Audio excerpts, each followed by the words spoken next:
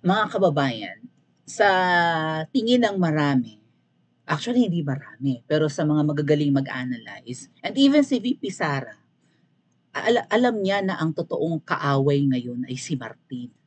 Ito ang sumira sa unit team. Ito ang nagpapangit sa administrasyon ni Marcos Jr. at samahan nila at sasamahan nila ni VP Sara. Kasi mukhang matindi ang ambisyon nito. Okay? Sana totoo yung mga baka nga diversionary tactics lang yung kunwari nag-aaway sila ni Liza. Pero hindi malayong mangyari na si Martin at Liza ay magkaroon talaga ng conflict. Kasi power hungry si Martin, very obvious. Ngayon, well, sabi nga ng iba, kailangan naman ni na Liza, ni na Kuting, si Martin, vice versa, para mapabagsak nila ang mga Duterte. Lalo pa ngayon yung allegation. Actually, meron ako niyan eh. Napin ko lang.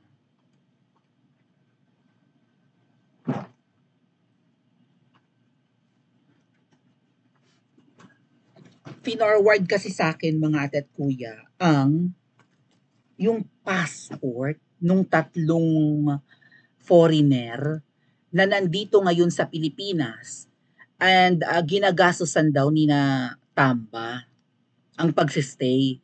Bakit nandito ang mga miyembro na yan ng ICC? Okay? Bawal lang ipakita yung kanilang asa ng passport.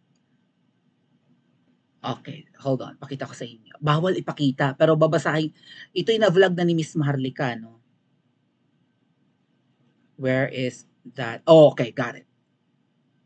Tatlong tao. I-describe ko na lang yung mga itsura. Yung pangalan ng isa, Briton, Glenn. Glenn ang pangalan, Briton. Ang itsura niya, kamukha ni Zelensky. Mukhang hindi gagawa ng tama. Hindi siya mukhang Briton, mukha siyang Arabo. Okay? And then, dumating sa Pilipinas, October 20, alas 12 ng hating gabi. Okay? Ito ang flight details niya. So, Philippine Airlines ang sinakyan, PR eh. Okay? And then, yung isa, Briton din, Rosato ang apelyido. Anong dumating yung isa? October 20, bago mag-undas, mga tet kuya ha. Yung isa dumating talaga ng malapit-lapit na ang undas. Ang pangalan niya ay si Rosato. Last name ito Rosato. Okay, mukha naman tong Caucasian. Very, very light na Caucasian. Kalbo. May parang Pinoy rin ang dating, pero Briton daw to. Dumating naman siya December October 29, 9 days after na dumating yung isang Briton, nauna yung isang Briton. Miyembro daw to ng mga ICC. At ginagaso sa ni Tamba. Ito yung flight details. Sa NAIA Terminal 1 dumating. Bumaba. Yung isa, at sabi ni Miss Maharlika, ito ay dugong Pilipino. Ang apelyido ay Brakin. Hindi pa naging, ang pangalan niya pang Pinoy talaga. May kamukha itong singer.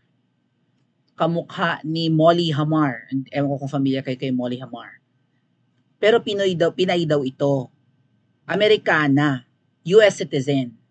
Dumating sa Pinas, mas nauna siyang dumating. Sa Terminal 3 bumaba, October 4. May nag-send rin sa akin ng pictures ng kanilang pasaporte. Ngayon, ginagastosan daw ito ni Natamba, Zaldico, and may pang shopping galore pa daw ito, todo pang pinapag-shop pa. Tapos doon daw yung meeting lagi sa Midas Hotel and Casino. Midas Hotel, diyan sa may Pasay. Mga tat kuya, ito personal experience ko ha. Kahit itanong nyo pa kay Attorney Nick, kumain kami ni Attorney Nick sa Midas Hotel, maganda yung Midas Hotel, okay?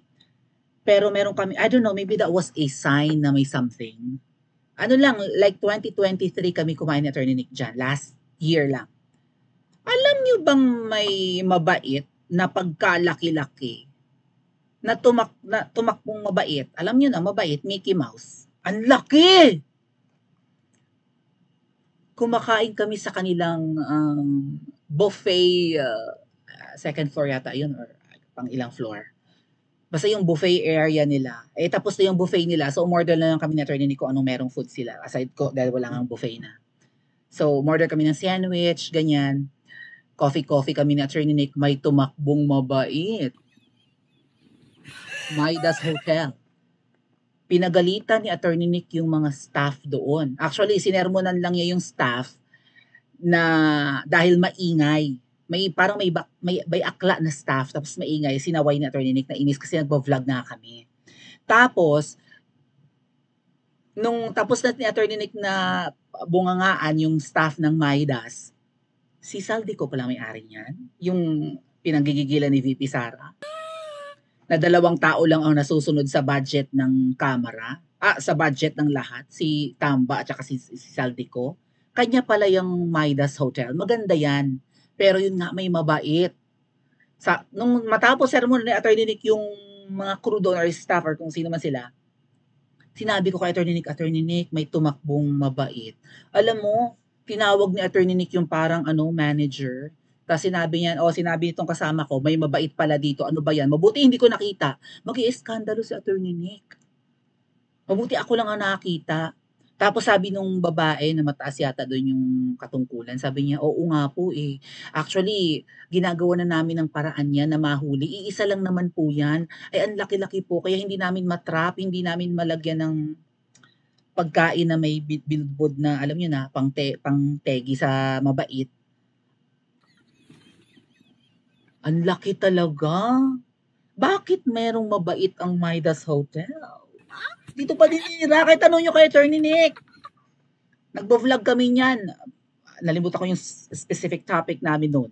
Anyway, itong si Tamba, na sa tingin ng marami ito ang sumisira ngayon nilalagay niya sa kahihiyan. Hindi lang ang Kuting administration, kundi ang Kongreso, di ba? Lalo lower house. So, Tamba, may nag-iikot palang sulat laban sa'yo. And ito nga po pala, sa lahat ng makakapanood nito, I highly recommend na huwag lang kayong magsulat-sulat ng mga ganyan. Ano ba yan? Anong tawag sa ginagawa nilang yan? Yung parang manifesto, right? Huwag lang kayong manifesto na nagsusulat na. I think naggumawa ng letter na ito ay ang mga retired men in uniform, no? Mga retired na. Ang gawin niyo po, sumulat kayo sa House of Representatives. Yan ang isa sa makabagong people power ngayon. Sinimulan na namin ng mga Mawinians. 'Di ba? Pinressure namin, nag-email kami sa Malacanang na pinipressure naming lahat, no? Lahat ng nakapanood ng vlog ko, even lahat ng mga Mawinians, nag-email sa palasyo at nanawagan na si Kuting Jr. ay mag-undergo ng hair follicle test. Ngayon, kung merong mga manifestong ganito yung mga retired men in uniform, bakit hindi din kayo manawagan sa mga, mag-ingat na lang yung mga men in uniform pa na 'di ba, na may katungkulan pa, hindi pa retired, no? Na nagsisilbi pa sa atin, no? Mag-ingat sila sa pag-i-email. Pero dapat manawagan din kayong mga retired na sa inyong mga kabaro na mag-email sa House of Representatives kung gusto ninyong pababain or sipain si Martin. Kasi ang laki ng damage ng ginagawa ni Martin base sa mga eto nga po, pinost ko to eh. Una ko itong nakita, mga tet kuya, kay Pambansang Dalaga ng Pilipinas, di ba? Na-discuss natin to bahagya kahapon. And then nakita ko na nagsisirculate na pala itong sulat na ito, kind of a manifesto. O, yan basahin natin ha. Circulating now in all camps. Lahat ng kampo. So, ibig sabihin, pati talaga yung mga men in uniform ngayon na nasa serbisyo. Romualdez, alis na, now na. shared by Alex Paul Monteagudo, hindi lang ni Pambansang Dalaga ng Pilipinas. Doon ko unang nakita, actually may nag-send dito sa akin mga tatkuya, may nag-email nito. Mahaba, tapos nagulat ako, similar dun sa pinost si Pambansang Dalaga, tapos nakita ko, pinopost din pala ng mga netizen. Diyos ko po. Open letter to speaker, open letter pala, i-email nyo na. Sa lahat na makakapanood dito, i-email nyo na ito. I-copy nyo, siguro ipopost ko ito sa comment section mga tatkuya ng ating vlog, no? Ipipin ko para madali nyong makita. I-copy nyo na lang, tapos i-paste nyo sa email. Mag-compose kayo ng email, i-address nyo sa email address ng House of Representatives. Mamaya provide ko sa inyo, ang hirap hanapin. Ayaw nilang mag-provide. Actually, pamali-mali pa yung spelling ng kanilang email address. Di gawin natin pareho, isend natin sa parehong email address na pin-provide nila. May isa kasi doon na may kulang ng isang letra eh. Pakita ko mamaya. Open letter to Speaker of the House. Kasi kapag open letter lang na mababasa sa social media or even sa kung saan sa website, hindi sila pressured para mag-reply. Whereas kung i-email natin ito sa official email ng House of Representatives, wala silang choice kundi mag-reply within 20 working days. Or halos 3 linggo, kailangan nilang mag-reply. Kapag hindi sila nag-reply, makakapag-violate sila ng 2 RA or Republic Act o 2 saligang batas ng Pilipinas. RA 6713 or yung Code of Conduct and Ethical Standards for Public Officials and Employees. And of course, yung RA 1, ano ba yun? 1-3,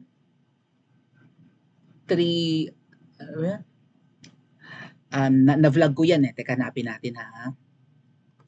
Ease of doing business ni Pangulong. 11032 yata. 11032 ba yun? RA 11, ayun. RA 11032 nga. Tama ang pagkakaalala ko. Ayan. Ease of doing business. Ito yung panahon ni Pangulong Duterte. Na nakalagay dyan na dapat within 20 working days magre-reply ang gobyerno sa mga request ng taong bayan kapag naramdaman ng taong bayan na malalagay ang ating seguridad sa alanganin. Even sa mga pag-a-apply ng mga permit, hindi dapat, wala dapat malamang mga under the table, mga tumatanggap ng suhol, ng huhut-hut, nangingikil. Kapag nalamang nangingikil, mapaparusahan ng violation ng Republic Act 11032 or Ease of Doing Business. Kasi pinahihirapan mo yung mga nag-a-apply ng permit kasi nangingikil ka. So ang parusa dyan, kaya sa takot yung mga nagtatrabaho sa gobyerno, umaabot ng 300,000 hanggang kalahating milyon. So takot matatanggalan ka na nga ng trabaho, hindi ka na makakapagtrabaho pa sa kahit anong, 'di ba? Posisyon sa gobyerno, magbabayad ka pa ng pagkalaki-laki pag nalamang ng huhutot at nangingikil ka sa mga nag-a-apply ng permit. Yun yung 11032 ni Pangulong Duterte. And kasama doon yung rule na dapat kapag nag-email tayo sa mga opisina ng gobyerno, agencies, departments, and whatnot, dapat silang mag-reply. Okay? So nakapag-email na kami ng pamimressure kay Kuting Jr. na siya ay magpa-hair follicle test, ito ang second wave natin of people power. Okay? Hindi pa natin kailangang bumaba sa kalsada pero hahantong tayo dyan. Ito na nga po, may mga retired men na nag-i-email, alam at nililista nila ang mga kasalanan ni Tambaloslos. I-pressure natin. Huwag lang tong i-post sa social media. Again, ipipin ko dyan sa comment section ng email, pati itong letter na itong ikakopy ninyo. At i-advise nyo rin at sana makarating po sa men in uniform. Hello po mga sir, mga matitikas. Both retired at nasa service pa. Ito po ang gawin ninyo. I-email nyo ito, huwag lang sa social media. Okay? Para mataranta sila sa pagre-reply. At kapag nakita nila na ang taong bayan, ilan tayo, 120 million Filipinos, kahit na 50 million na mag-email, saka sasabog ang server ng mga yan, matataranta ang mga yan sa pag-reply. Bahain natin ang kanilang email ng request na sipain or lumayas na or alisin na ito, kuting at ahas. Ito ang sisira sa inyo. Okay, gamitan kayo ngayon, di ba? Kakampi nyo yan, pero ito ang sumisira. Hindi nyo kailangang i-eliminate ang mga Duterte. Baka nga kung tumigil kayo sa pag-atake sa mga Duterte, matapos mo pa Marcos Jr. ang term mo eh. Pero hanggat hindi tumitigil ang pinsan mo, asahan mo baka hindi ka abutin ng Christmas ngayong taong ito diyan sa palasyo ng mga ahas. 'Di ba naka-red alert na nga yata kayo eh. Oh, Dear Speaker Tamba, we, the undersigned AFP and PNP retired officers, UP vanguards, and concerned Filipino citizens and taxpayers demand that you immediately resign as Congressman of the 1st District of Leyte and Speaker of the House of Representatives. Wag niyo lang itong i-post sa social media. I-email niyo ito. Bawinians, tumulong kayo. Lahat na makakapanood, mag-email kayo. Okay? Number 1, with 15 halos 16 trillion national budget debt as of August 2024. Ito, trillion. Ito na yung utang ng Pilipinas, halos 16 trillion na. You do not care at all if the Philippine government would become bankrupt sooner or later because you have recommended a 6.3 trillion budget for 2025 next year, di ba? Against a 2025 projected supportable national revenue of 4.64 trillion according to yada yada. Bakit kailangan ang budget mas malaki kaysa sa kaya ng kita ng gobyerno? Alam na kung saan pupunta. Walang infra, walang proyekto, ayuda lang, 500 billion lang ang ayuda eh. Di ba, pumapatak lang ng 500 billion yung ayudang pinamimigay. O tapos ngayon si Kuting, sabi niya, naku, wala na kami kasing quick response budget ba yun? Kasi ang daming bagyo, Kuting. Wala pang, ang bagyo sa Pilipinas, nauubos ang alphabet. Average of 20, o minsan nagiging 30 ang bagyo sa Pilipinas, nauubos na yung letter A to letter Z, ulit tayo sa letter E, hindi pa tapos ang taon sa dami ng bagyo. Ngayon, letter M pa lang, bagyong Marce. Ibig sabihin, number 13 pa lang, 13 bagyo pa lang ngayong taon ang meron. Patapos na ang taon, no? Magdi-December na. Hindi pa natin nauubos ang alphabet. Ano sabi mo, ang dami-daming bagyo kaya naubos na ang pera? Alam na kung saan napunta ang pera, hindi sa bagyo. Sa bulsa ng ninyong mga animal kayo. You squandered 26.7 billion from the AKAP of DSWD on a fake people's initiative to papirma-pirma, di ba? To unnecessarily change the Philippine Constitution. You failed to safeguard our taxes. Hindi niya nabantayan, di ba? Against corruption that eats about 20% of our annual budget. Briefly, the 2025 national budget would be less than the 2024 national budget if there were no corruption in the government. Okay, dapat nga mas maliit daw ang budget natin next year kung wala talagang corruption. Bakit pinalaki, di ba? Furthermore, there is no attempt on your part to remove the label of Congress as the Philippines' biggest criminal syndicate.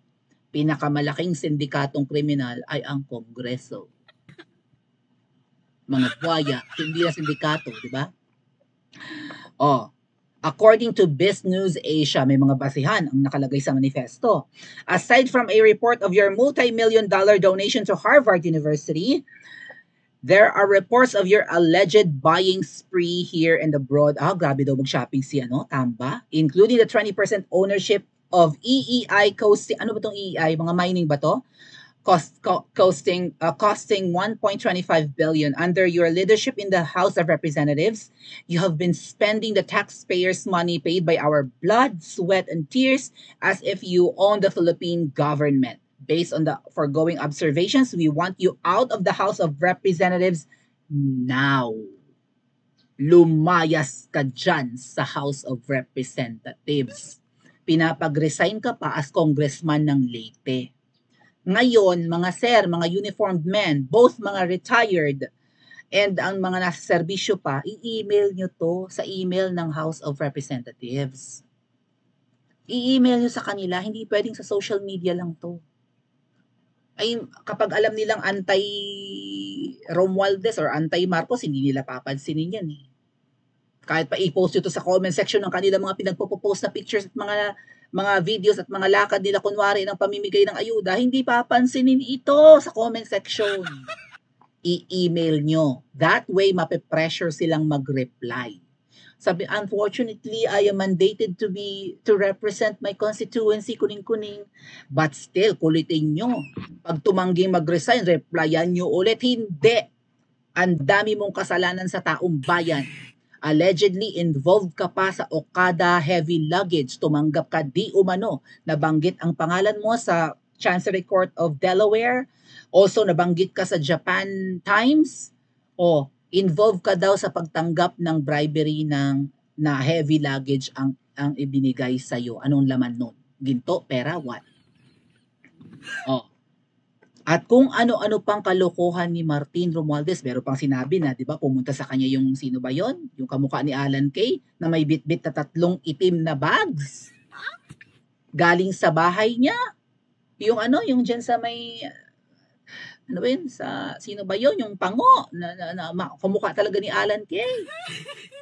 At kung ano-ano pang issue kay Tambalustos, itong mga atake sa mga Duterte ng mga kongresista, ha? Ang daming problema ng Pilipinas, nag-post na ako dyan. 'Di ba? Oh, hindi sila nag-iimbestiga. Actually, nandito yan. Sandali ha. O, ayan. Yung PhilHealth, kinuna ng 90 billion ay para yun sa kalusugan ng taong bayan. Ang solusyon nila, hearing patungkol sa mga Duterte. DAIA, the worst airport ngayon. Sa buong mundo, pinakabulok, walang tubig, mainit, kung ano-ano mga, may surot, may daga, ay ipis, ang dumi. Di ba walang aircon?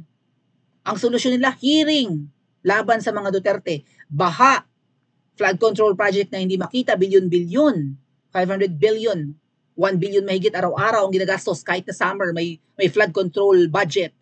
Ano ang solusyon? Hindi inimbestigahan kahit bumabaha pa rin. Ang solusyon nila, imbestigahan ang mga Duterte.